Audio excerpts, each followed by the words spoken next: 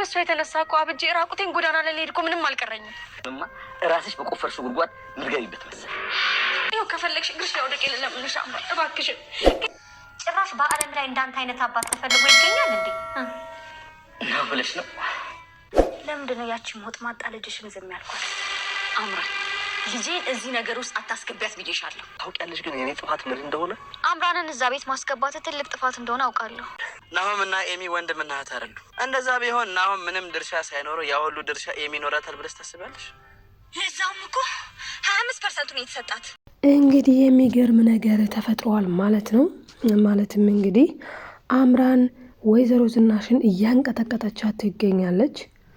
ኑሐሚን ደግሞ ያው እንደምናውቀው ማለት ነው በወንድ አጥር ታግታለች። በእርግጥ ወይዘሮ ባፈና የሚያውቁት ወንድ አጥር ሳይሆን ሌላ ሰው ነው ብሏቸዋል ናሆም ማለት ነው። ስለዚህ እንዴ ከሱ ውጭ ሌላ ጠላት የለኝም ማን ሊሆን ይችላል እያሉ እንግዲህ ወይዘሮ ባፈና ፍለጋቸውን ቀጥለዋል ማለት ነው።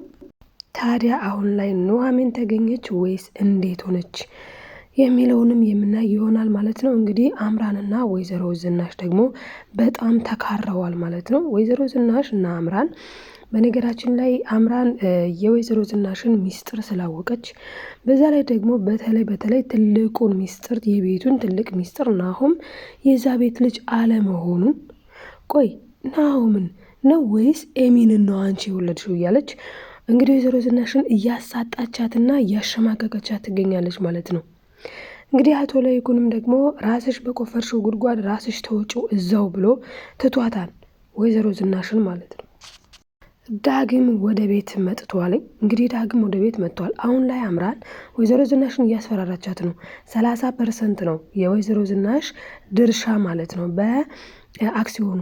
ስለዚህ ድርሻሽን በሙሉ ወደ እኔ ማዘዋወር አለብሽ፣ ያለዛ ለዳግምም እነግረዋለሁኝ ሌላውንም ሁሉንም ጉድሽን ዘረጋግፋለሁ እያለች እንግዲህ እያስፈራራቻት ትገኛለች ማለት ነው።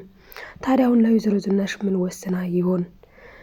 በጣም የሚገርመው ነገር እዚህ ጋር አምራን በጣም ትልቅ ነገር ነው። አሁን ላይ በተለይ አሳ ጎርጓሪ ዘንዶ ያወጣል አይነት ነገር አንዱን ስትል አንዱ የቤቱን ገመና ሙሉ በሙሉ በቃ በተለይ ትልቅ የተባለውን ሚስጥር አውቃለች ማለት ነው። ለዚህም ነው አሁን ላይ ወይዘሮ ዝናሽን እያስፈራራቻት የምትገኘው። ታዲያ አቶ ለይኩን ይህንን ሲሰሙ በጣም ነው እየተናደዱት ማለት ነው። እንዴ ጭራሽ ስለ ናሆምም ቆይ እሷ ምን ልሁን ብላ ነው ዲኤንኤ ወስዳ የኔን ልጆች ዲኤንኤ የምታስመረምረው ብሎ እንግዲህ አቶ ለይኩንም ወደ አምራን ዙሮባታል ማለት ነው። ያው እንደምናውቀው ሁላችንም አቶ ለይኩን አሁን ላይ በጣም ጭንቀት ላይ ነው። እንደዚህ አይነት ነገር ከሰማ ሞር ይታመማል። ለራሱም እንኳን መብላትና መጠጣት እንኳን እስኪያቅተው ድረስ ነው የሆነው በወይዘሮ ዝናሽ ምክንያት። ስለዚህ አሁን እኔን አቃጥለሽ ለዚህ አበቃሽኝ፣ ለዚህ ለጭንቀት አበቃሽኝ፣ ደግሞ ምን አድርግ ነው የምትይኝ? ከዚህ በላይ ምን አድርግ ነው የምትይኝ? እያላትኝ በነበረበት ሰዓት እንግዲህ አይ ለይኩን አሁንማ እኮ እኔ ራሱ ላብድ ትንሽ ነው የቀረኝ ስትል ተደምጣለች ማለት ነው። የሚገርመው ነገር አያችሁ፣ እሷ እንግዲህ በአቶ ለይኩን ላይ የሆነች ፍንጭ የሆነች መረጃ ይዛ ከዛ በኋላ እሱን እያስፈራራች የፈለገችውን ነገር ማለትም ያ አሁን ቢሳካላትና ቢሆንላት ኑሮ ቴዲ ባይከዳት ኑሮ ማለት ነው እንደሱ ሀሳብና እቅድ ምን ማድረግ ነበረ አላማዋና እቅዷ ማለት ነው። ያው ያንን መረጃ እያሳየች እያስፈራራች ብዙ ነገር ለመቀበል ነበረ። ነገር ግን ወይዘሮ ዝናሽ ነገር ውሃ ሆኗል ማለት ነው። ምክንያቱም ለክፋት ስለነበረ ቅንነት ስላልነበረው አምራን ተከታትላት ሚስጥሯን ደርሳባታለች ማለት ነው። እንግዲህ ሚስጥሯ መታወቁ ደግሞ በጣም ትልቅ ሳይድ ኢፌክት ነው፣ ለእሷ በጣም ትልቅ ችግር ነው የገጠማት።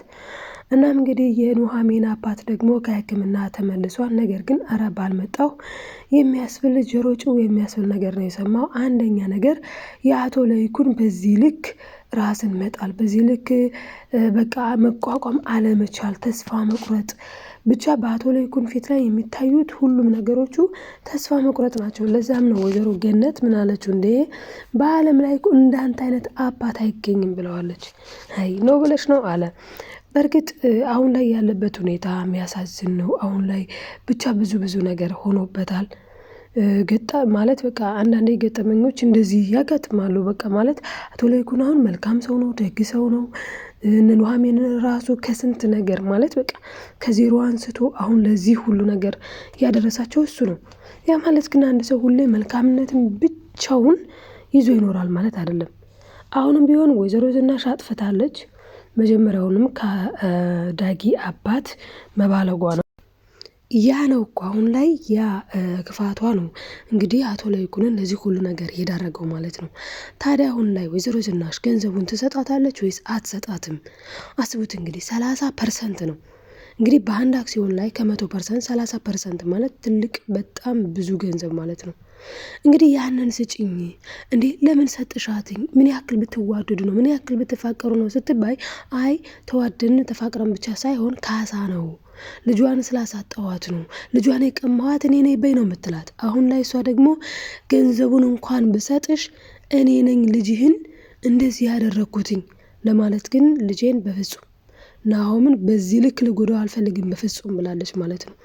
አሁን ታዲያ እዚህ ጋር አሁን ሁላችንም ስናስተውል ናሆምና ዳጊን ወይዘሮ ዝናሽ ለዳጊ ነው በጣም የምታዳለው ማለት ነው። ከዚህ በፊት ራሱ እንኳን የሆነ ነገር ምን ብሎ ነበረ ናሆም ስለ ዳግም ማለት ነው ተሳድቦ ነበረ ዲቃላ ብሎ። በዛ ሰዓት ታዲያ በጥፊ ነው እዛ ጨዋ ያረገችው። ለካ ልጇ ስላልሆነ ነው፣ ለካስ ያ ማለት ስላሳደገችው እንጂ ስላልወለደችው ነው ብላችሁ ታስባላችሁ ወይስ አይ ኤሚ ናት ልጃቸው ብላችሁ ታስባላችሁ? እስቲ እናንተ ምን ትላላችሁ ወዶችዬ? እኔ ግን ኤሚ ናት ልጇ። ናሆም ግን አሳድጊ ማለት አሳድገውት ነው። በእርግጥ የናሆም ጉዳይ አሁን ላይ ብዙ እንቆቅልሽ የሆኑ ነገሮች አሉት። ግን ያው አሳድገውት እንደሚሆን እርግጥ ነው እንደ ሁኔታዎች ስንረዳ ማለት ነው። እንግዲህ አምራን በጣም ነው የተናደደችው። እንዴ ታዲያ ለዚህ ነው ማለት ነው። አስቡ እንግዲህ ኤሚን 25% አላት ድርሻ፣ እንደገና ደግሞ ወይዘሮ ዝናሽ 30%። ስለዚህ ቀሪው 45% የአቶ ለይኩን ነው እና ከዛ ላይ ከቀሪው 45% ላይ ነው እንግዲህ ለዳግም እሰጣለሁ ያለው ማለት ነው አቶ ለይኩን። እንግዲህ በዚህ እንኳን ብክሰው በዚህ በአክሲዮን ድርሻ እንኳን ብክሰው እሰጠዋለሁ ከፊልድ ሲመለስ ብሎ ነበረ። ነገር ግን አሁን ላይ ዳግም የት ይገኛልኝ? ያው ከፊልድ ተመልሷል።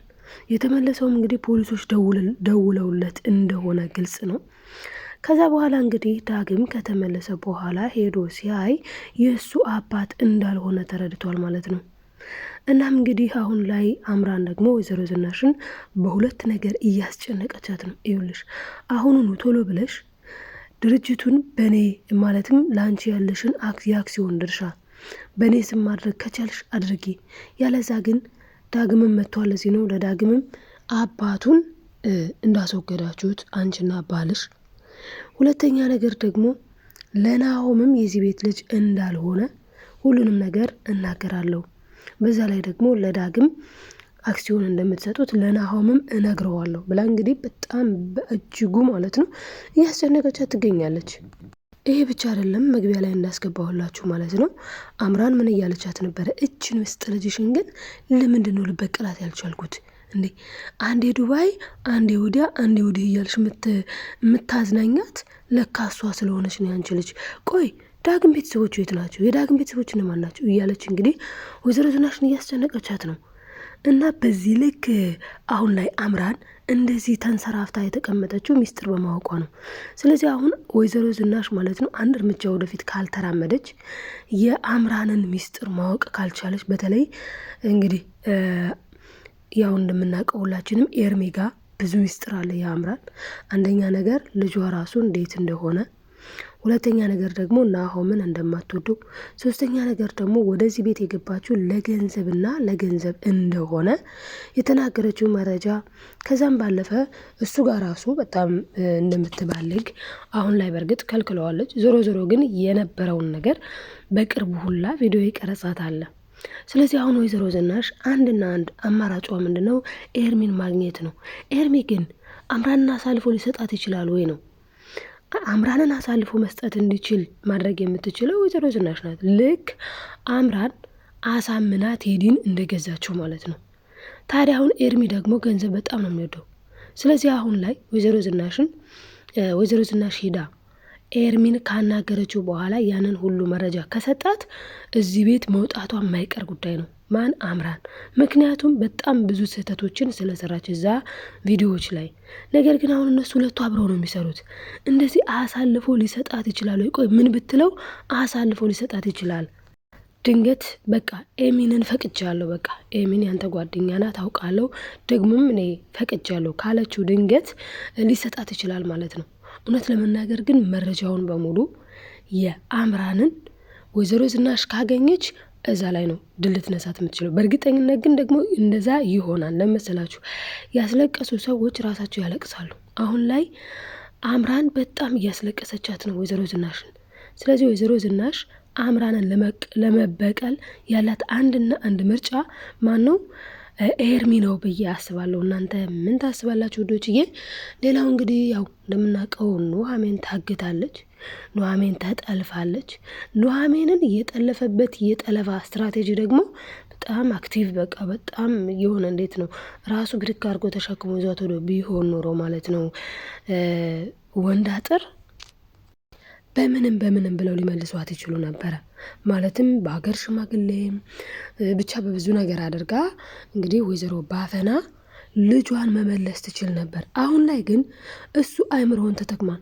ለዚህም ባለፈው መጨቅሌ እንዳለው ማለት ነው እንዴ እኔ እኮ ወንድ ብቻ ነበር የምትመስለኝ፣ ለካ አንተ ያለው አይነት ነገር አለ። እና ስለዚህ አሁን ላይ ታዲያ እንግዲህ ወንድ አጥርና ኑሐሚን አብረው ነው ያሉት። ኑሐሚን እንዴት ብላ ልታመልጥ ትችላለች? በነገራችን ላይ ታመልጠዋለች፣ ግን እንዴት ልታመልጠው ትችላለች?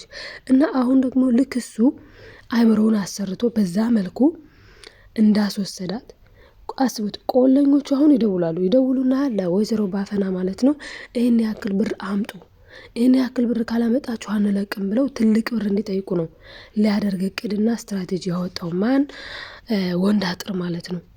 እና እንግዲህ አሁን ላይ ቆለኞቹ ብሎ የሰየማቸው ማለት ነው ሽፍቶቹ ልክ ኑሐሚንን ብድግ አድርገው ተሸክመው የወሰዷት ማለት ናቸው።